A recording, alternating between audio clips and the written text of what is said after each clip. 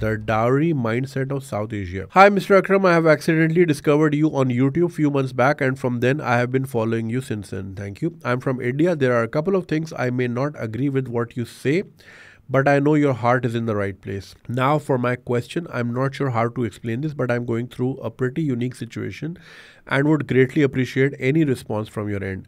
I am born and raised in Delhi, did my graduation from DU, Delhi University, and I'm now working as a marketing manager in Hyderabad, South India. I earn around 1.2 lakhs per month, which is around 4 lakhs Pakistani. It is important for me to mention this amount for the future part of the issue. So my issue is I'm a good guy. I mean, I had my fair share of relationships, and I was sure that until and unless I fall in love with someone, I will be doing arranged marriage. So now I'm in this hunt for my arranged marriage, but I'm facing an issue. My roots are from Jharkhand, a pretty backward state in India, and I'm a Brahmin. So now the issue is whenever there is a girl who is good and who we think is good for our family, then 90% of the time they're afraid to approach us. According to them, dowry is a pretty common practice in my place. They feel that we will ask for a lot of money, but I'm raised in a respectable family where my parents have always taught me to respect women and always treat them with respect. For me, my parents are role models and we never want dowry or anything like that. But the society around us is very different. Now, please tell me, what can I do? I know this caste stuff is orthodox, but I feel my parents are very liberal and they always have given me way more than I asked for. They are not orthodox like most people around me, and still, just because of society and its mindset, they are of the idea that I am not able to find a suitable bride. I'm really sorry for such a long email. Hope you will include this in your show and help me out. Thank you.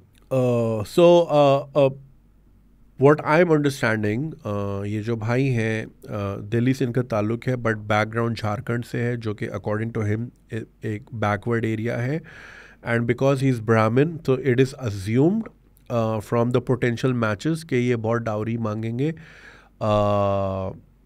और फिर उनका match हो नहीं पा रहा because he is going through the arrange marriage राउट.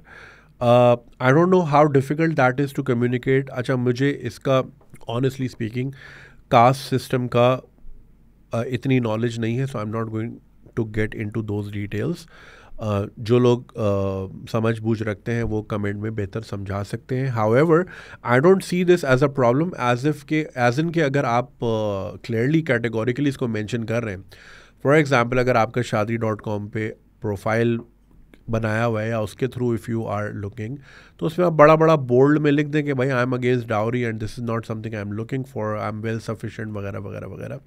या फिर जो आपकी मम्मी जी की सीमा ट्रिपाथीज़ हैं, जो मैच मेकर्स हैं, आप उनको स्ट्रेट अप बता दें कि भाई वी आर नॉट लुकिंग. आप जब भी हमारा प्रोफाइल लेके कहीं जाती हैं या जब भी हमारा प्रोफाइल या जो भी फाइल होती है वो, तो उसमें बड़ा बड़ा लिख दें या उनको बता दें कि भाई दिस इज़ अ ब्राह्मण फैमिली और ये नहीं चाहते, ये ऑर्थोडॉक्स नहीं है और ये उस प्रैक्टिस को अप्रूव नहीं करते वगैरह वगैरह वगैरह. Now, why does dowry happen? अब इसमें मैं आपको पाकिस्तानी वर्जन बताता हूँ कि यहाँ पे क्या समझा जाता है. देखें, इस्लाम में जो है औरत को विरासत में हिस्सा मिलता है, ठीक है. वो उसकी परसेंटेज कम होती है बिकॉज उसकी फैमिली फिर दूसरी हो जाती है, राइट.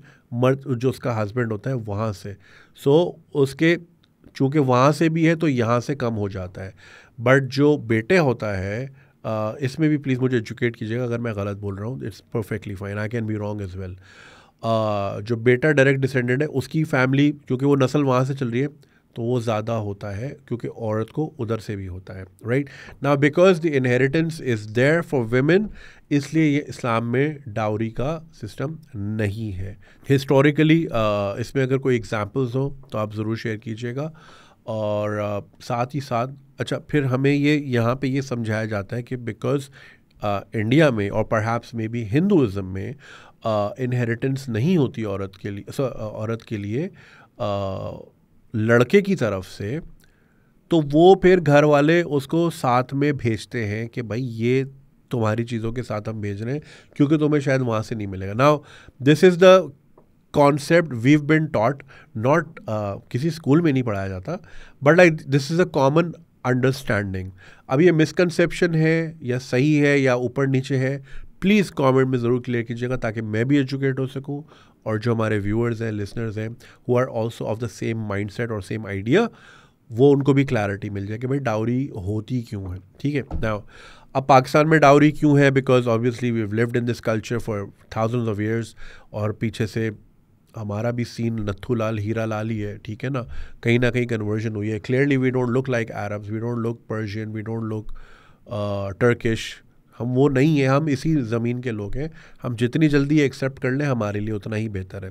छी नहीं करना, हमारा ही खून है, इधर उधर थोड़ा सा हुआ है, ठीक है भाई। हमने एक इतना वो एक बना लिया कि नहीं नहीं नहीं नहीं हम तो ये है ही नहीं, हम तो भाई वो वाले हैं, वो वाले कह रहे हैं कौन से ये वाले हो भाई, उधर ही रहो। सो हम ना स्टेट ऑफ कन्फ्यूजन में है 70-75 साल से। जब आपको पता ही नहीं आप आए कहाँ से हो, तो फिर आपको ये कैसे पता चलेगा आपने जाना कहाँ है। तो इसको जितना जल्दी एडमिट कर लें। नहीं दिल मानता और आप अभी भी कहते हो कि नहीं हमारी रूट्स तो वहाँ है, देखिए रूट्स तो एसेंशियली तो अफ्रीका से सबकी हैं। इमीडिएट रूट्स की बात करो तो आप $50 का DNA टेस्ट करा लें, आपको सारा सब नज़र आ जाएगा कि भाई आप कहाँ से हो। सो सीधी सीधी बात है। एनीवे, सो ये चक्कर है डाउरी का। अब दिस इज़ वेरी रिफ्रेशिंग, और ये इस पे देखें मीडिया का बड़ा पॉजिटिव रोल है। चाहे वो आप ये आपकी वेब सीरीज़ वगैरह देख लें, क्योंकि देखिए यार मीडिया जो है ना बड़ा इम्पॉर्टेंट रोल अदा करता है और हेल्प करता है, बहुत सारे टाबू से लड़ता है और बहुत सारे टाबू से लड़ना सिखाता भी है। एंड आई एम ग्लैड कि इंडिया में कंटेंट बहुत अच्छा बनता है इस तरह के टाबू टॉपिक्स को लेके। तो दिस इज़ वेरी रिफ्रेशिंग कि जो नई पौध है, जो नई जनरेशन है, वो इस तरह की जो पुरानी गलत प्रैक्टिसेस हैं या फरसूदा प्रैक्टिसेस हैं जो कि इनह्यूमेन है, या फिर ये कि इकोनॉमिक टेररिज्म तो खैर बड़ा स्ट्रॉन्ग वर्ड हो जाएगा, मतलब लेकिन ये कि डिसइनफ्रेंचाइज करती है किसी फैमिली को या किसी कास्ट को या किसी जेंडर को, तो लोग इन चीज़ों से अब बाहर आ रहे हैं। This is very iconic and very it's a good case study, क्योंकि हज़ारों साल की रिवायात है और आप उसको आप आहिस्ता आहिस्ता अब आप अंडरस्टैंड करो कि नहीं ये एनवायरनमेंट के लिए अच्छे नहीं है, या ये सोसाइटी के लिए अच्छा नहीं है, या इससे जो है बिगाड़ पैदा होता है, इससे डिवाइड पैदा होता है। तो इस तरह की चीज़ों को अब लोग जो हैं आहिस्ता आहिस्ता अडॉप्ट कर रहे हैं। अब ठीक है, अच्छे बुरे लोग हर जगह होते हैं, बुरी चीज़ें ज़्यादा नज़र आती हैं, अच्छी चीज़ें जो हैं, अच्छे काम आपको इतने नज़र नहीं आते।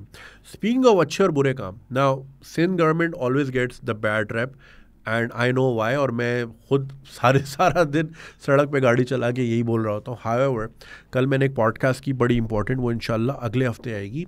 सो there is a department here in Sindh, it's called Sindh enterprise development fund. तो उसमें होता ये है कि अगर आपके it's like shark tank. So एक शार्क टैंक, अरे हाँ एक और चीज़ बोलनी है, शार्क टैंक पाकिस्तान आ रहा है, और यार इतना अफसोस होता है कि इंटरनेट के दौर में हमारी पब्लिक कितनी जाहिल है, वो खुला कह रहा है जी पाकिस्तान ने कॉपी कर लिया शार्क टैंक। अरे भाई वो एक ग्लोबल फ्रेंचाइज है जिसके राइट्स ख़रीदे जाते हैं। शार्क टैंक इंडिया का नहीं है, वो एक शार्क टैंक एक पेरेंट जो ड्रैगन्स डेन के नाम से आता था। इसी तरह आइडल भी जो था, अमेरिकन आइडल अलग था, हर जगह का अपना अपना आइडल था, तो इंडियन आइडल भी था। तो वो फ्रेंचाइज होती हैं, मगर हमारे पब्लिक इंटरनेट हाथ में रख के इतनी जाहिल है कि वो इतना सा गूगल नहीं कर सकती कि शार्क टैंक ओरिजिनली कहाँ का है, और वो कह रहे कि छाप दिया। अरे कैसे छाप सकते हो यार। तो क्या बात कर रहा था मैं, हाँ, so it's like shark tank. अगर आपके पास अच्छा आइडिया है, आपके पास अच्छी पिच है, आप इस डिपार्टमेंट के पास लेके जाएं, they will help you raise funds, चाहे वो 1 लाख हो, चाहे वो 50 करोड़ हो, और उसका जो कायबोर यानी इंटरेस्ट होता है शुरू के 3 साल, this department will pay for you. For example, अगर आपने 10 करोड़ का लोन लिया, ठीक है, आपका एक बहुत बड़ा आइडिया है फिशरीज़ को लेके, या श्रिम्प फार्मिंग करनी है आपने, या आपने बायोगैस से बिजली बनानी है, या आपने कोई मैन्युफैक्चरिंग प्लांट लगाना है, या आपने हैंडीक्राफ्ट्स की चीज़ करनी है वगैरह वगैरह, you have a good pitch, these guys will assist you, दिल गेट यू अ लोन, दिल पे your interest for 3 years। If you require a space, अगर आप कहते हो मुझे बड़ा वेयर हाउस भी चाहिए, तो वो सस्ते दामों ज़मीन भी आपको रेंट करके दे सकते हैं। It's a wonderful success story.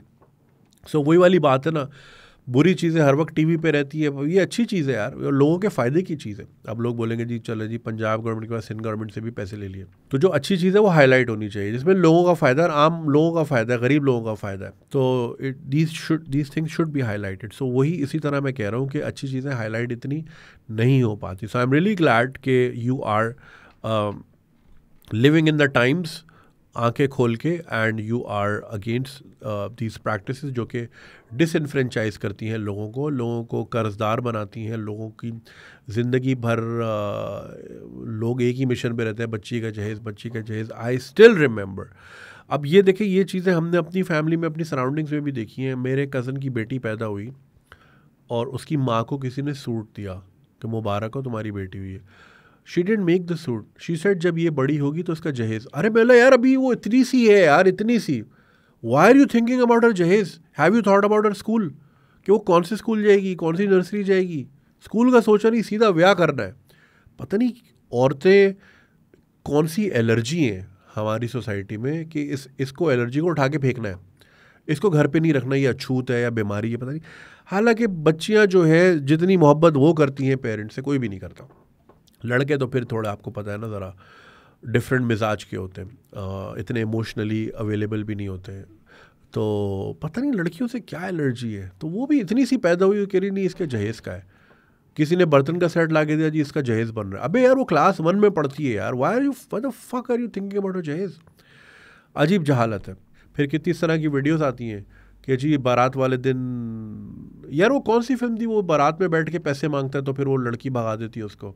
Recent ही मैंने एक फिल्म देखी है कि वो दरवाजे पे आके बोलता है भाई इतने पैसे दो नहीं तो बारात वापस जा रही है, तो फिर वो बड़े गड़गड़ा के माफ़ी मांगते। और ये होते ही होंगे यार, ये रियल लाइफ से ही उठाए हुए होते हैं सारी चीज़ें। और internet will change this bite set. ये इस तरह का कंटेंट, पॉजिटिव कंटेंट जो कि चैलेंज करेगा इस तरह के नॉर्म्स को, जो लोगों को मार्जिनलाइज करते हैं, लोगों को दुख में रखते हैं, लोग इस चीज़ से बाहर निकल आएंगे इवेंचुअली। 1-2 नस्लों की बात है यार, तो टेंशन वाली बात नहीं है, ये हो जाएगा। सो आई एम रियली ग्लैड। तो भाई आपके लिए बस यही मशवरा है कि आप इसको कैटेगोरिकली बड़ा बड़ा मेंशन करें in bold letters, not interested in dowry. और I hope you find the right match, and I hope you make good for yourself. अगर आपको ये वीडियो पसंद आई और आप इसका पूरा वर्जन देखना चाहते हैं तो लिंक कमेंट सेक्शन में दिया गया है। हमारे यूट्यूब चैनल पे पूरा वर्जन मौजूद है और चैनल को सब्सक्राइब करना नहीं भूलिएगा। शुक्रिया।